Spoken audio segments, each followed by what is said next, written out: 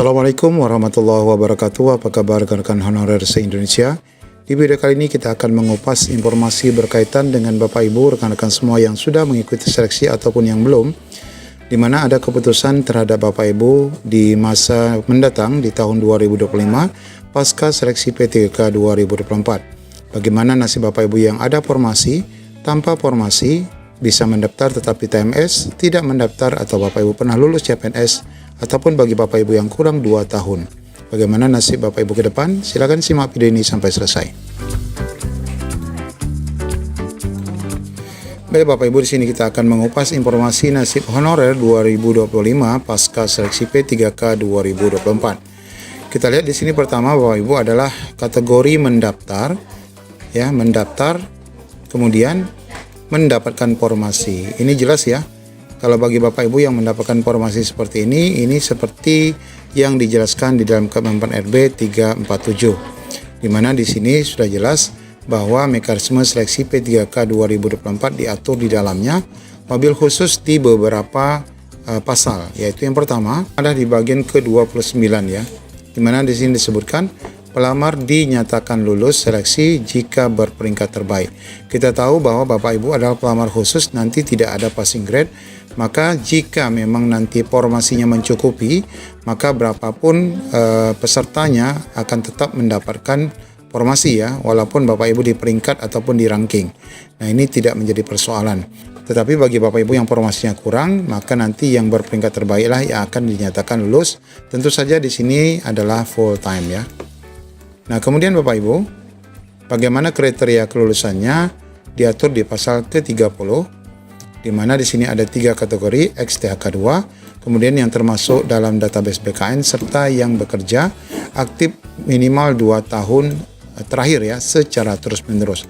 Namun Bapak Ibu, keputusan Kemenpan RB 347 ini sudah dirubah ya, melalui keputusan perubahan ya. Untuk prioritas ini sesuai dengan edaran BKN nomor 6610 sekian tahun 2024 tentang prioritas pendaftar dan perangkingan kelulusan P3K 2024. Isinya adalah menjelaskan penambahan mereka yang dinyatakan prioritas untuk lulus adalah pelamar prioritas P1 2021 untuk guru dan pelamar D4 bidan pendidik tahun 2023 untuk tenaga nakes.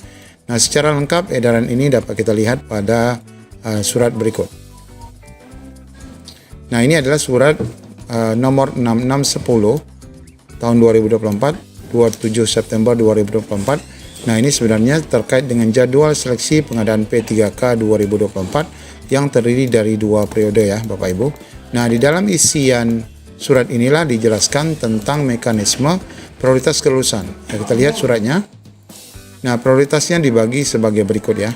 Pertama adalah pelamar prioritas. Pelamar prioritas ini adalah guru untuk P1 dan D4 bidan pendidik tahun 2023. Kemudian ditambah dengan XTHK 2 tetap, kemudian tenaga non-ASN terdatabase BKN, serta yang keempat baru tenaga non-ASN yang bekerja aktif di instansi pemerintah.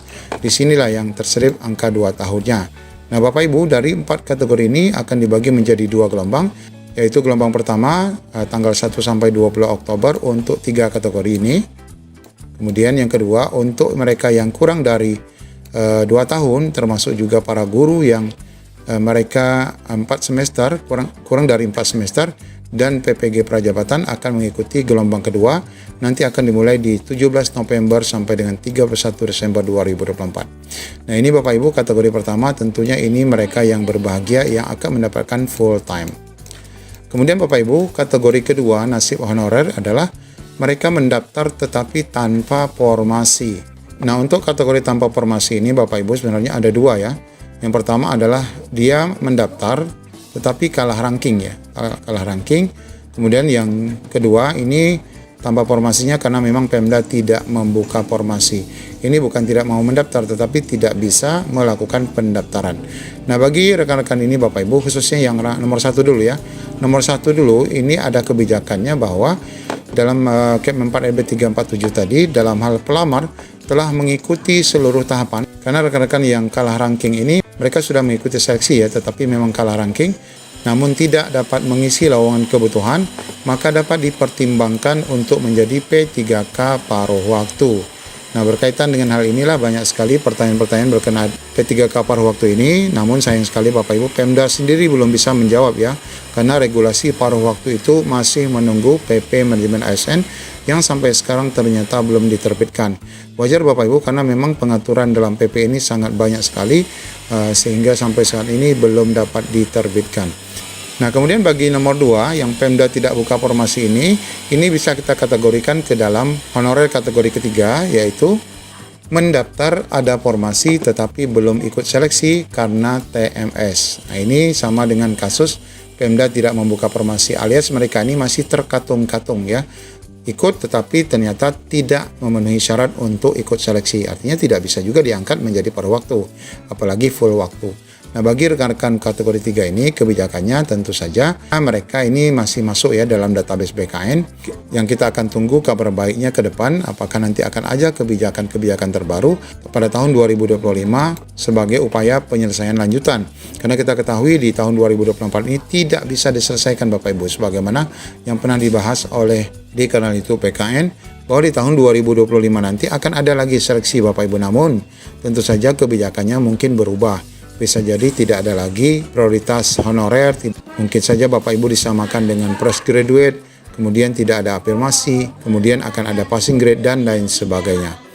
Kemudian Bapak Ibu, nah ini kemungkinan ya, baru kemungkinan Bapak Ibu yang dinyatakan tidak memenuhi syarat ini bisa mengikuti gelombang kedua, meskipun sebenarnya untuk gelombang kedua ini sudah jelas ya, sudah jelas pendaftarnya siapa, yaitu mereka yang kurang dari 2 tahun, atau bagi guru-guru yang kurang dari 4 semester dan guru-guru prajabatan.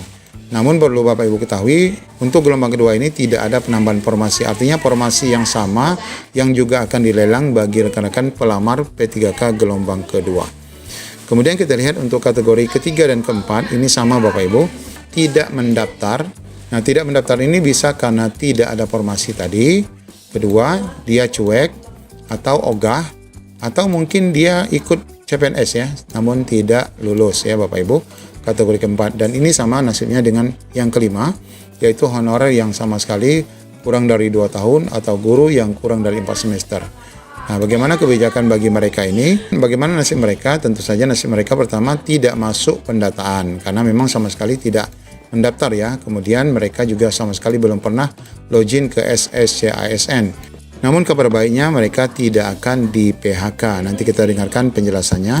Kemudian yang ketiga, tetap menunggu kebijakan pusat dan daerah terkait penggajian dan penamaan honorer di tahun 2025. Ini sebagaimana video yang dijelaskan ini. Terus pertanyaan muncul tadi karena 2 tahun, Pak, bagaimana yang non ASN yang punya masa kerja kurang dari 2 tahun? Ya, di tahap 2024 tidak bisa mendaftar.